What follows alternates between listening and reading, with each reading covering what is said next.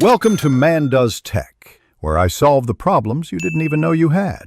You begin by confirming essentials: your phone with Google Authenticator installed and the Facebook account name or email.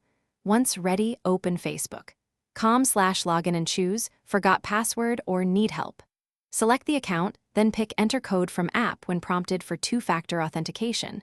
This is faster and more secure than SMS. If you have backup codes, keep them handy.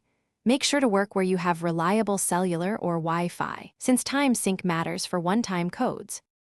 Once prompted, open Google Authenticator and type the current 6-digit code into Facebook quickly. Codes change every 30 seconds, so act fast. If you move to a new phone before losing access, use Authenticator's export/import transfer to move accounts. Open Authenticator, choose Transfer Accounts, then scan the QR on the new device.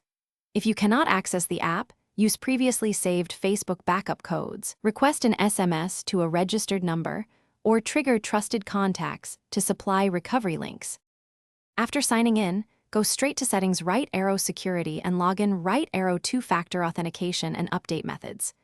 Add the new Google Authenticator entry, register your device, and remove old keys. Then generate new backup codes and store them offline or in a password manager. This prevents repeats.